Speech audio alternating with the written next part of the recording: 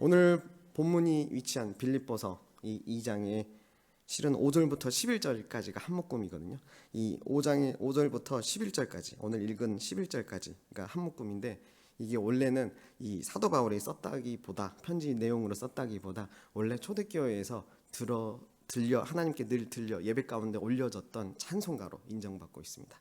많은 신학자들이 아마 이 찬송을 세례 때도 하고, 또 예배 시작할 때도 하고, 또 성찬식 이 할 때도 이렇게 부르고 했을 것이다 라고 인정하고 있습니다.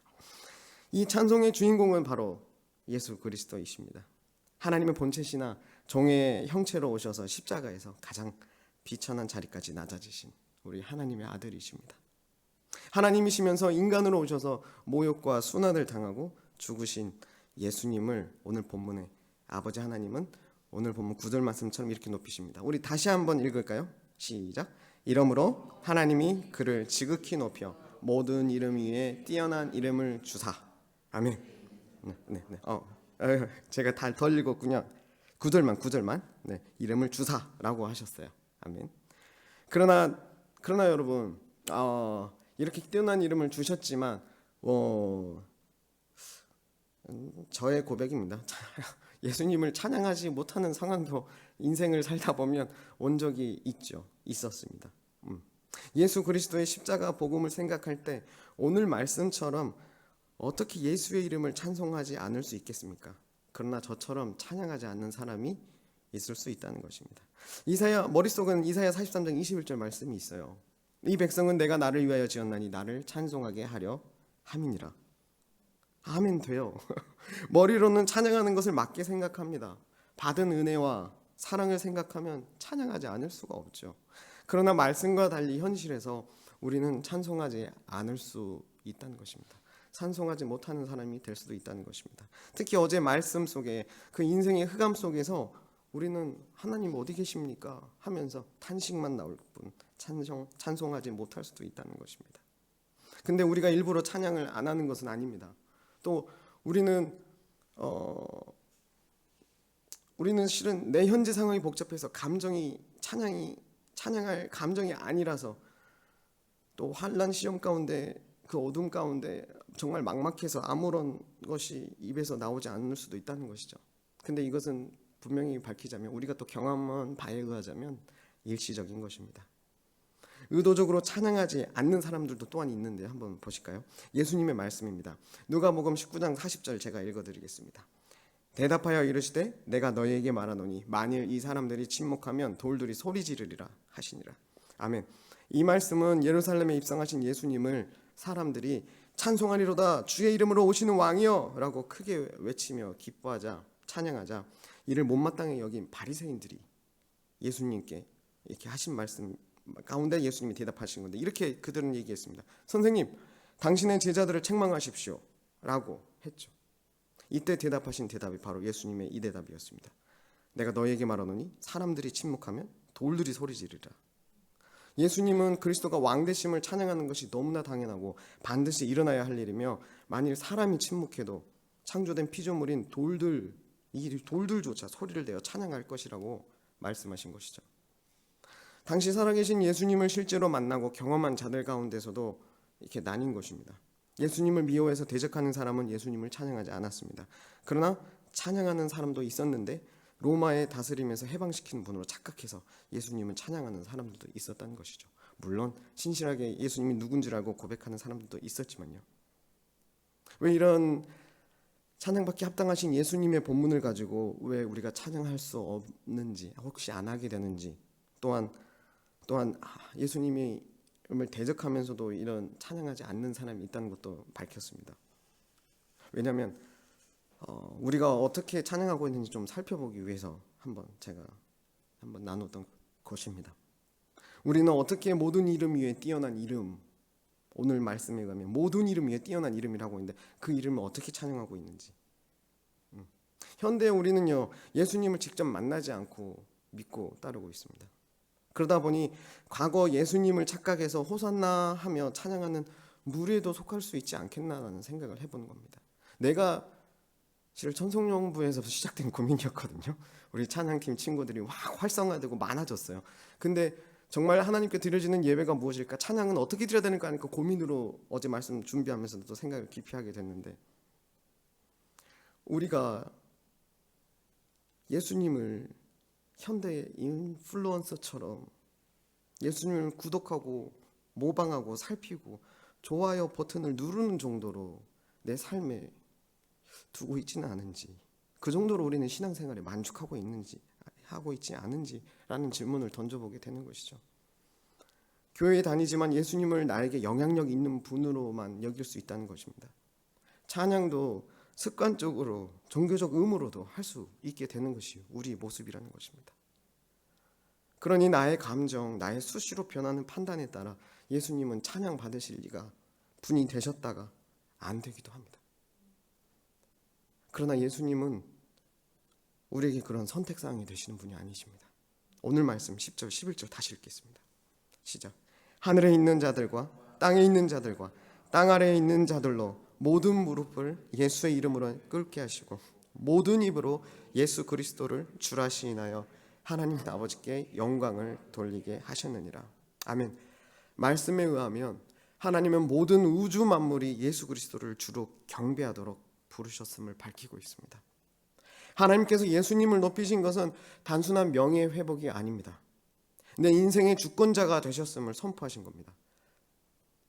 내 인생뿐만 아니라 모든 세상 만물에 대한 주권자가 되셨음을 선포하신 것이죠.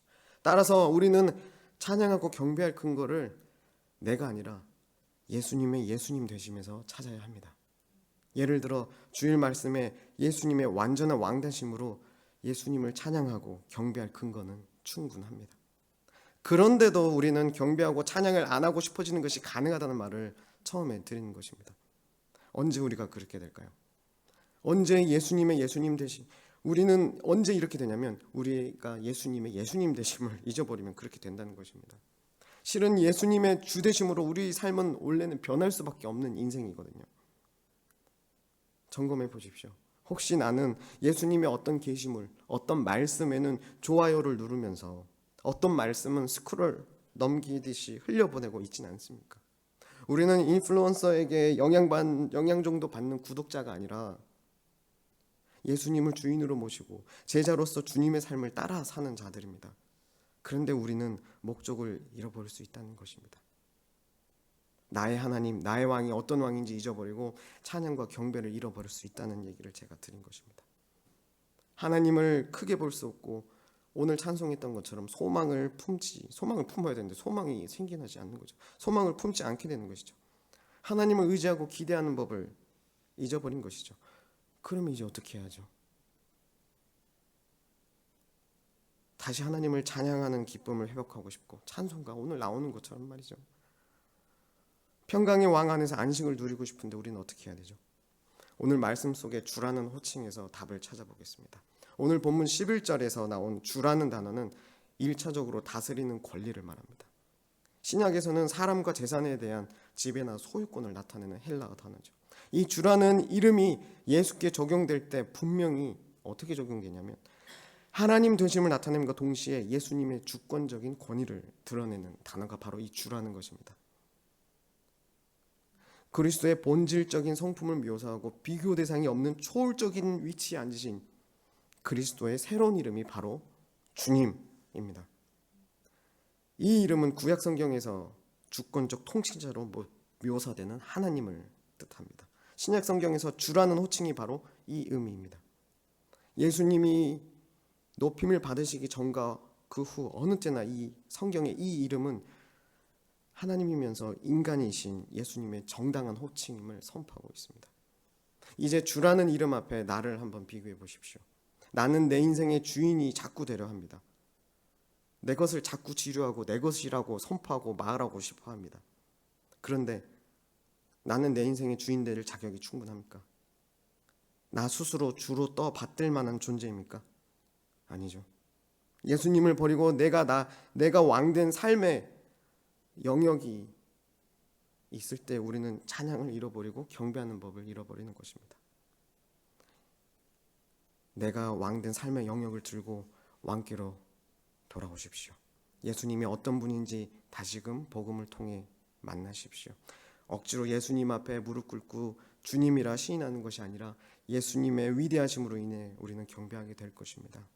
처음 예수님을 믿을 때 예수님의 그 위대하심에 감탄하며 나를 잊어버린 경험이 다들 있으실 겁니다. 나를 잊게 되니까 예수님을 섬기고 싶고 하나님을 하나님으로 모셔드리고 싶은 것이죠. 그때 우리는 겸손히 예수님의 주되심을 인정했습니다. 오늘 나의 주, 나의 왕이 되어달라고 기도하는 아침이 되기를 원합니다. 매일 나의 감정, 나의 상황이 아닌 오직 나의 주 그리스도의 위대함으로 인해 우리는 경배하는 삶을, 찬양하는 삶을 살 수 있는 것입니다. 혹시 삶의 흑암 속에서 찬양을 잃어버리신 분 계십니까? 회복을 위해 기도합니다. 나의 문제에서 믿음의 눈을 조금만 들면 주가 다스리심을 볼 수 있습니다. 왜 우리 해외여행 갈 때 비행기 타면 그 구름, 먹구름 막 뜰 때는 비 내리고 흐리더라도 우리 먹구름만 올라가면 그 구름 위로 뜨기만 하면 찬란하게 햇볕이 비치는 걸 볼 수 있습니다. 주께서 나의 주이심을 인정하는 것, 그런 주께서 여전히 나를 향해 빛을 비추시고 나를 보호하시고 다스리신다는, 내 인생의 주인 되신다는 그것을 인정하는 것, 이것이 찬양이자 경배입니다. 빛이 비추이고 있습니다. 사순절 기간 이 찬양과 경배가 삶으로 더욱 나타나기를 주님의 이름으로 축복합니다. 끝으로 하나만 더. 이제 우리 인생 가운데 이미 시작한 찬양과 경배의 삶은 영혼까지 이어집니다.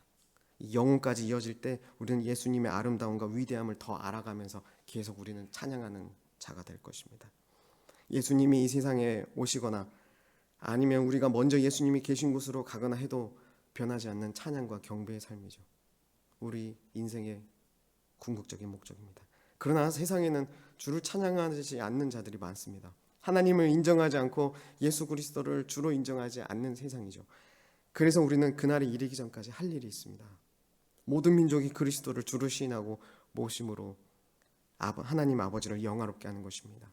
11절에 시인하다라는 헬라어 단어는 인정하다, 단언하다라는 뜻을 가집니다. 우리가 주되심을 인정하며 계속 시인하는 찬양과 경배의 삶, 이것이 사실 복음 전도의 삶이거든요. 이 복음 전도의 삶을 살 때 세상은 주를 볼 것입니다. 내가 찬양하고 내가 높이는 것을 세상은 볼 수밖에 없습니다. 내가 중요하게 여기고 내가 왕으로 삼고 있는 분을 세상은 볼 수밖에 없습니다. 내가 귀하게 여기고 있는데 우리 그리스도의 삶 속에서 왜 저들은 저렇게 사는가 속에서 정답은 예수밖에 안 보이는데 그렇게 우리는 복음 전도의 삶을 살아가는 것이거든요. 우리가 주를 찬양하고 경배할 때 말이죠. 우리는 이로써 어떻게 한다고요? 아버지를 영화롭게 할 수 있다는 것입니다. 금주 복음 전도의 현장에 초대합니다. 찬양과 경배의 삶이 여기에 정말 있어요. 여기에도 있습니다. 여러분의 오늘의 삶 속에도 있지만요. 함께 하길 원합니다. 말씀 받겠습니다. 사실 빌립보서는 사도 바울이 감옥에 갇혔을 때 죽을지 안 죽게 될지 모를 그런 상황에서 썼습니다. 그럼에도 감옥에 갇혔으면서도 기쁨의 서신으로 알려져 있거든요.